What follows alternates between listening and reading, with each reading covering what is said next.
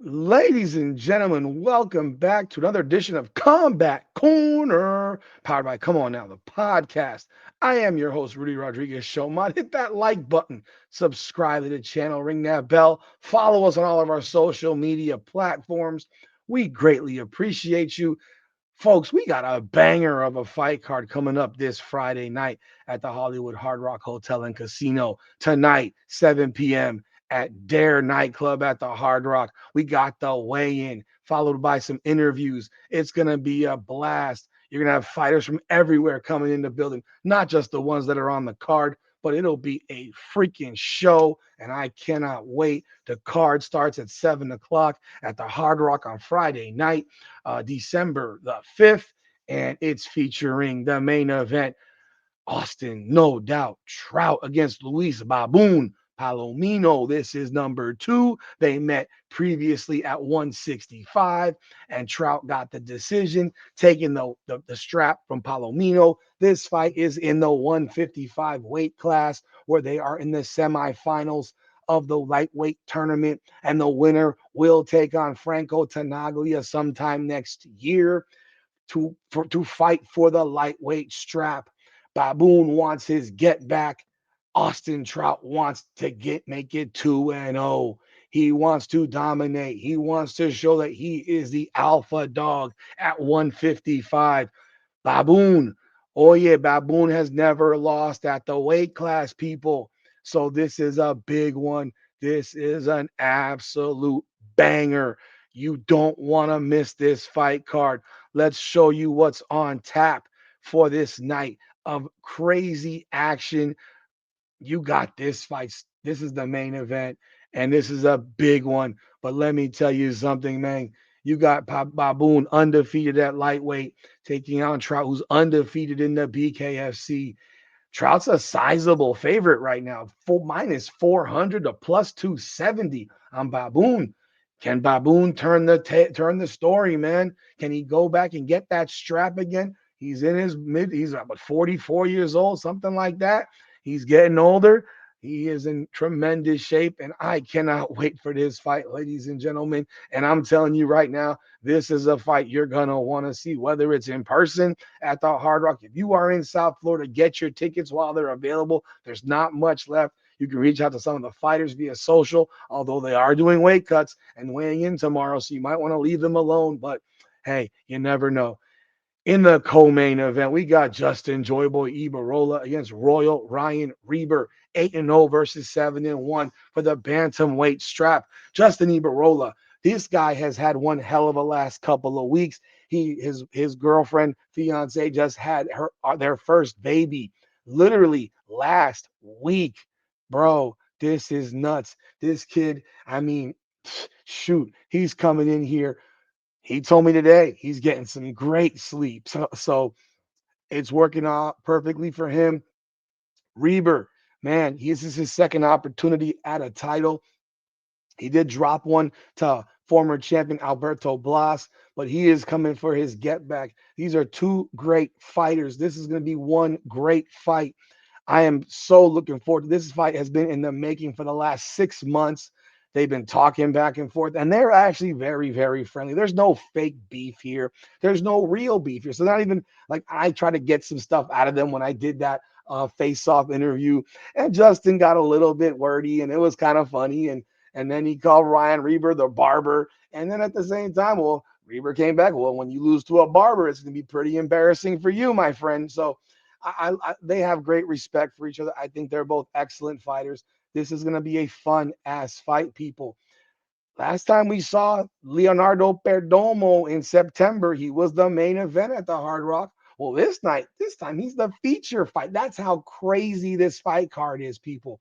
9-0. El Zambo is taking on Corey Willis 2-0. I've never seen a fucking number like that. Minus 4,685. Do you understand what that means? That means that it would be nothing short of a miracle if Corey Willis was to find a way to win this fight.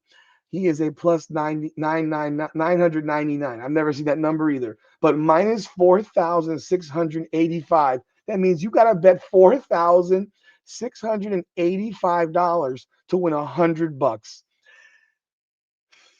Bro, I don't know how much money people got and you can believe in everything in your soul that Perdomo's going to get another first round KO in the first 20, 30, 40 seconds or whatever, or as long as Willis stays away from him, the fight will last. But let me tell you something. You would have to bet 20 grand, 25 grand to win $500. Get out of here.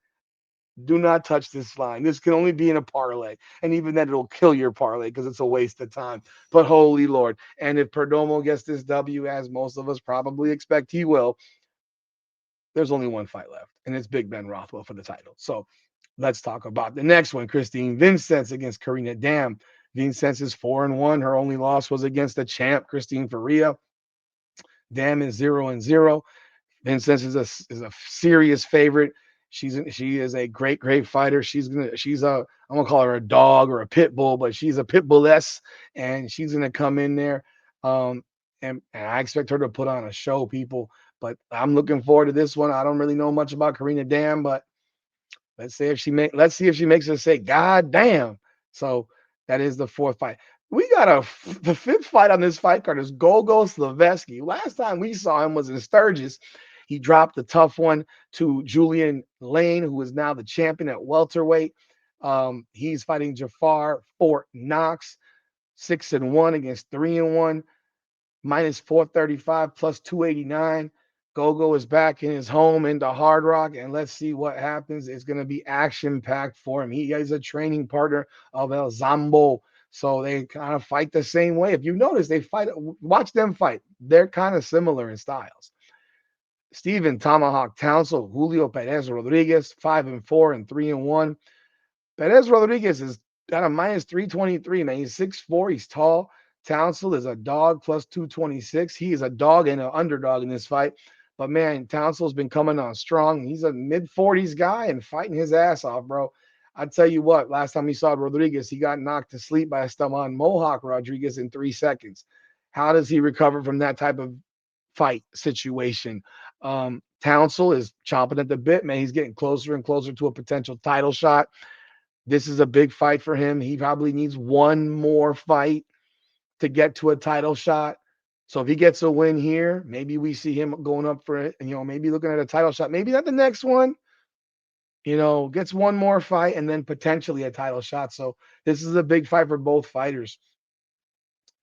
HD, like, okay, look at this. Okay, let's go back. 1, 2, 3, 4, 5, 6. I don't remember the last time HD Howard Davis was 7th on the freaking bill. This is crazy. He's fighting Ramiro Figueroa. HD's 8-3-1, 6'2", 155, bro. I know he'll be moving back to 45, by the way. I am aware of this. He's fighting this fight at lightweight, but I know he's going back to featherweight because he wants another run at Kai Stewart. And Figueroa's 2-1. This is a pretty close in odds, minus 266 for HD, plus 192 for Figueroa. Last time HD fought, he was really, really sick. I mean, the head cold this dude had. I talked to him a few days after the fight. He was still sick as a dog. It was rough for him, man, but he fought his ass off, people. And that's what you're going to get out of HD every single time. Broward County, stand up. Bro, the 8th fight is G the Cutman Perez against Chancey Wilson. Little Birdie told me that G Perez was supposed to be fighting for a title, but someone doesn't want that fight. So here we got G Perez fighting Chancey Wilson, and G has got a pregnant fiance. He got a baby to fight for, just like Justin Ibarrola. I mean, this is some stuff right here. By the way, back to Justin Ibarrola. Justin Ibarrola is now fighting with purpose, man, not just for himself. And G Perez is doing the same damn thing. The Cutman is doing the same thing. He's 5-2, 3-4. Chancey Wilson. His loss was against Andrew Strode when it was stopped due to the cut in his ear in a fight that he was clearly winning the first. He clearly won the first 2 rounds of. That's a fight he definitely wants back. He wants a chance at the strap. He's going to come in here and put on a show. Wilson has a great physique. This fight is at flyweight. G Perez does have a huge height and probably reach advantage because he's 5'8" and Wilson's 5'2". So but this is the eighth fight on the card. I mean, do you understand, people, how ridiculous this card is right now that that they're bringing to us on a Friday night? It's crazy, bro. Rambo, number 9, Rambo Russo fighting Samuel Samples. Samples is in the fight. I know that. Russo's gonna fight. Rambo's gonna fight. I'm excited about this one. Minus 266. Samples is plus 192. You know that Rambo's bringing it. You know Samples is bringing it. This is going to be a banger, man. Looking forward to it. Broward County, again, please stand up. Free fights. Haven't even looked at these. Okay, we got Gaston Reno. He is the main event of the freaking lightweight, of the undercard at lightweight. He won his last fight. People, when I tell you the place at the Hard Rock was absolutely freaking bananas. This guy is so eloquent. Is he from Peru? No, Uruguay. I believe he's from Uruguay. Let me check. Is he from Uruguay? Uh, yeah, Uruguay. He wants to fight in Uruguay. I mean, this guy is a nice dude. I mean, he's so classy. It's like, you're a fighter, bro. I mean, he does broadcasting for the BKFC as well. I mean, the dude is a nice dude. His last fight, man, that Hard Rock was off the chain. The Uruguayans were in the building for this, man. I am excited to see what they got this time. And he's in the division that's rough, man. That lightweight division's badass. And he gets to 3-0. We can see what happens next. Bro, I'm like, this is crazy. We got Peter Dirt to Gold, D2G, Dirt to Gold. Peter Peraza, he is back in the building. He is taking on Fames. 3-1 versus 4-5. I mean, minus 323 Peraza, plus 226 Fames. Both guys are 5'7". Reach is probably similar. I mean, Peraza has there's a guy that Peraza wants to fight. I know he wants to get at El Gallo. I mean, that has not changed. I know this. Um, Maybe it happens the next time, in Peraza's next fight, but right now he's got a welterweight fight with Fames.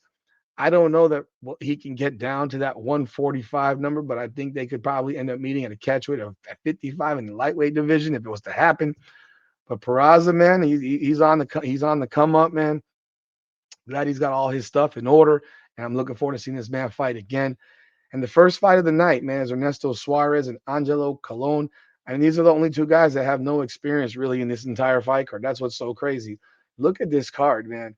I mean, this is a locked and loaded card, people. If you don't have tickets, you better get them because this shit is fucking bananas. We will be in the building. We will have t-shirts. We will be at the weigh-in tomorrow night at 7 o'clock at Dare Nightclub. We will be bringing you interviews. We will be bringing you action. I'm excited. You should be excited. This is going to be a banger of a night. Holy Lord. I sound like I'm promoting this card. Man, David Feldman, give me a job right now so I can promote for you because this is the type of card that gets my juices flowing, bro. Let me give you some predictions. My picks. I don't know nothing about these two guys here, Suarez and Colon. I know nothing. I see Suarez is yoked. Colon looks really slim comparatively. I don't know. I'm going to go with Suarez because they got him as the favorite. So let's go with Suarez. I got Peter Peraza. I've got Gaston Reno.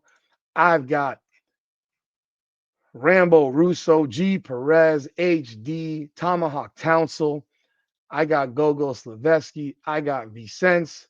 I got Perdomo.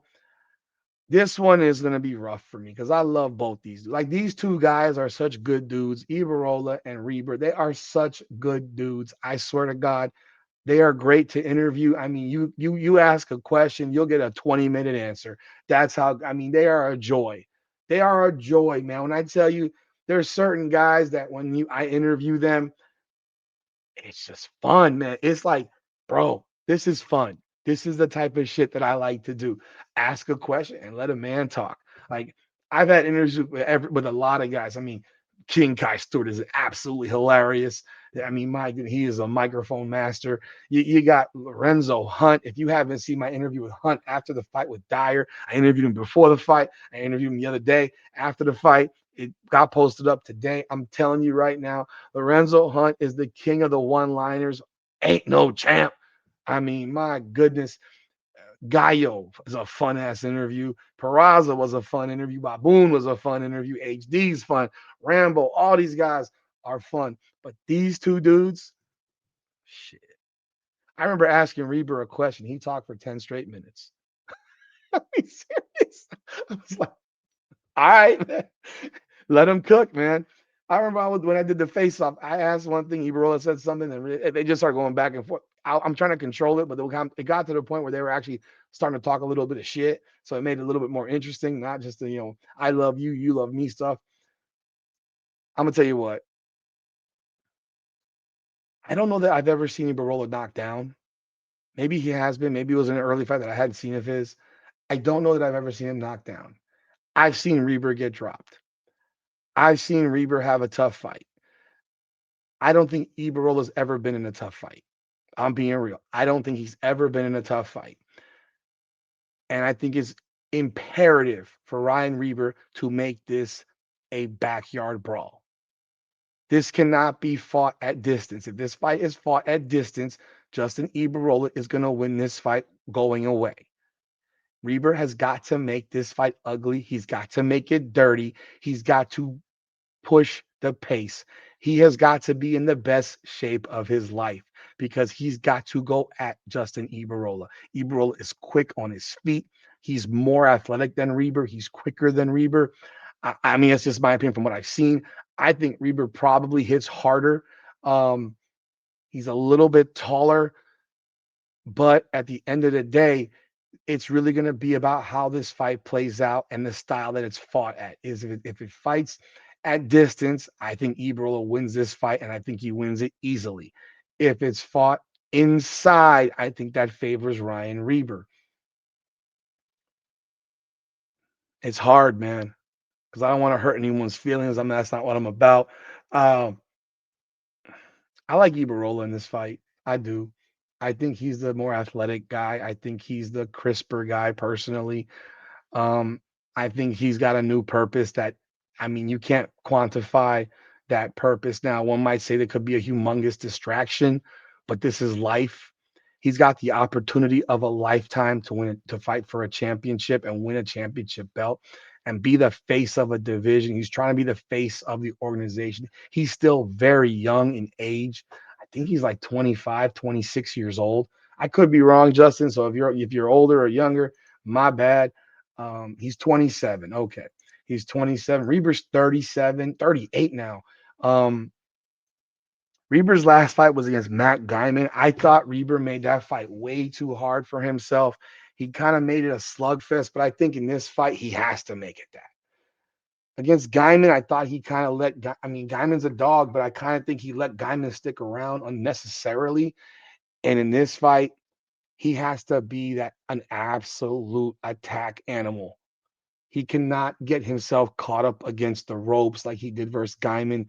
If he does that, Ibarrola will put him out. He will put him out. I told Justin Ibarrola in our conversations because I talked to these guys off the record, and I mean off the interview, and I told him I told him straight up. I said, dude, you made that fight too hard on yourself against Robert Armas, and Armas is a great dude. He's a great fighter, but Ibarrola's on another level, man. He's on another level, and I would have loved to have seen him fight Blas. I don't know how it would have gone because I don't remember ever seeing Ibarrola dropped. I seen him get cut, but I can't remember him being dropped. Maybe if someone refreshes my memory, I don't remember him being dropped. I can't remember him being dropped. So maybe he has been. I missed it if he did. But I'm gonna tell you right now, um, I like Ibarrola in this fight. I like him via decision. I think this is a 5 round fight. I think Ibarrola wins this via decision. That's the way I see it. Um, I wish both these guys the best of luck, best of success, and I wish them all well. But I think Justin Ibarrola is going to be the future face, one of the faces of this organization going forward because the kid sells a truckload of tickets. The kid, I mean, the kid is just he's a badass, man. And Reber's a badass too. But I think you got two guys that are at different stages of their lives. And you got one guy here who's on a major come up. He is exploded. I mean, you look at his fight. I mean, this guy's been fighting and fighting and fighting. Is this his fifth fight in a year? I think this might be his fifth fight in the year. In a year, like you know, look at it. I started covering this. I started covering the BKFC specifically in February of 2024, and that was his third fight. That was his third fight, and I've seen every fight of his live since that fight. So his fight against Williams, Caruso, Street, Perez, Velasquez, and Armas. I've seen every one of those fights live. I mean, the dude is special. I think he's a special fighter. And would it shock me if Reber won? No. But you got a guy right here who is rolling, man. I mean, I don't think this was a split decision. I thought that was a terrible decision. I didn't think the fight was all that close. I think he made it look close, but he dominated. He won every round.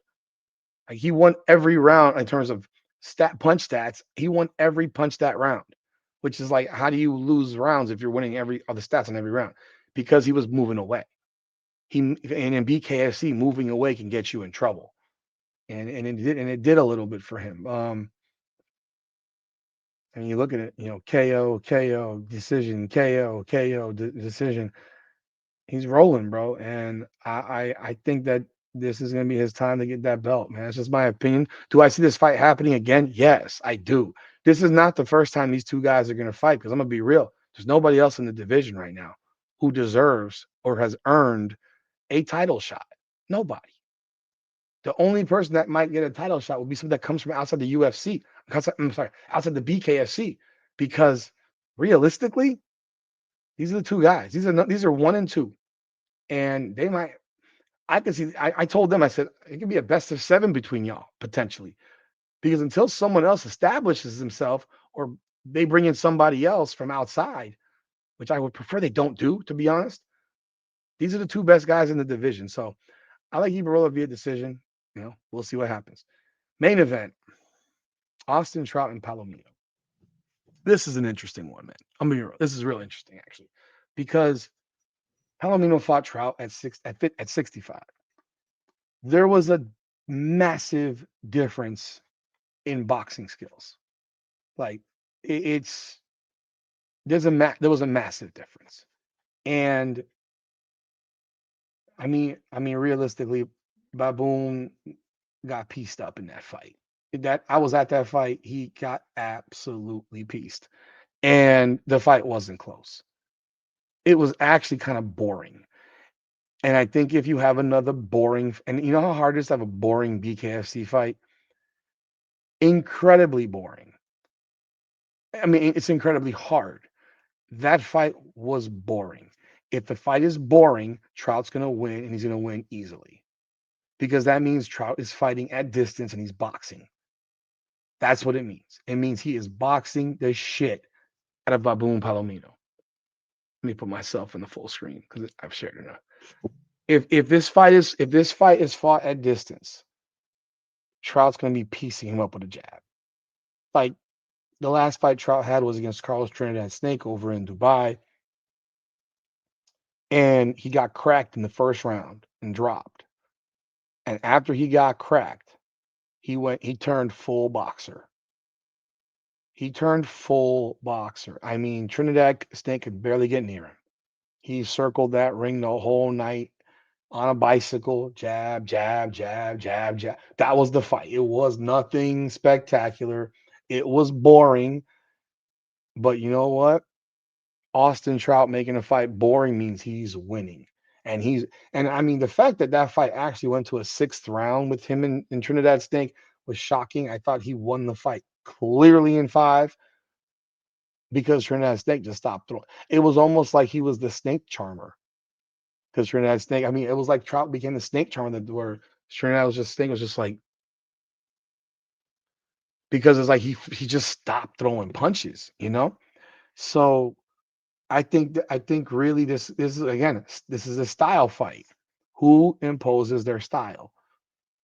If this fight is a snoozer, which is very hard in the BKFC, but I think Austin Trout's kind of an expert at it.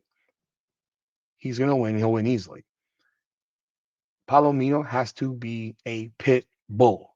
He has to be a dog on a bone, trying to tear the leash off his neck to get to that bone.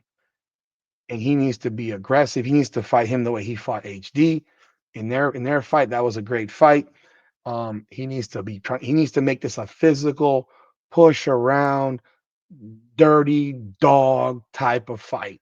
He's not gonna win a boxing match with one of the greatest, um, one of the greatest welter. Wasn't well. He was welterweight. He was super middleweight, light middleweight. He's super welterweight, whatever. He's not gonna win a fight against one of the greatest super welterweights of all time in boxing. He's not.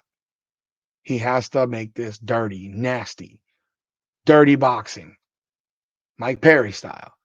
Push him against the ropes, grab him, hold him, but throw punches in bunches and don't stop throwing. When he's near him, he got to throw everything at him. Because if he allows Trout to control the distance, it's going to be a fucking snoozer. I'm so excited about the fight, but I know how it can go because I've seen it before. And I don't know what it was with Baboon in that fight. I mean, he told me something, but I don't know what it was specifically. But at the end of the day, it's like, yo, you lost. And it's okay. He lost. He's getting his get back. This is his opportunity. And I would not bet on this fight. So don't even take my pick for shit because end of the day, picking these fights is real hard. But if you tell me make my pick right now, I'm telling you right now, I think Baboon finds a way. I don't think he wants to. I mean, I don't think either guy wants to lose, but I think he has a completely different fight coming forward. He's back at 55, his natural weight class. Trout's cutting more to get down to 55. And I think he makes this a dirty, rugged fight the way he fought Howard Davis. I just think that you're going to see a lot of pushing, grabbing, dirty level shit. Not dirty, but dirty in terms of like, dirty but grab, type shit. And you're going to see that. And I think Baboon finds a way to win a decision. Because I don't think Trout can put him out. I don't think Palomino can put Trout out. So those are my thoughts. Baboon, Ibarrola, Perdomo, Vicente, Gogo, Townsell, HD, G, Rambo,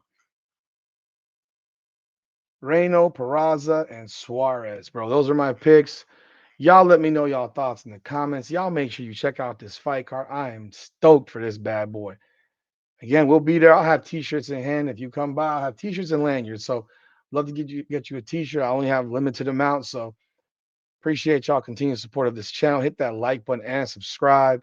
This is Combat Corner. Powered by Come On Now, the podcast. Come on now. I've been down through the blood and the sweat. Guarantee you can know I'm a threat. I've been down through the blood and the sweat. And I ain't close to being done yet, I'm going all in. Yeah, I'm going all in. And I ain't close to being done yet, I'm going all in. Yeah. They know I'm going all in. Through the blood and the sweat, y'all know me close to being done yet, I'm going all in. I've been down from the jump. Ain't no love lost, we just really doing us. Go and take your seat, looking silly getting up. Y'all know what it is, let me tell them what it was. It was 24/7 on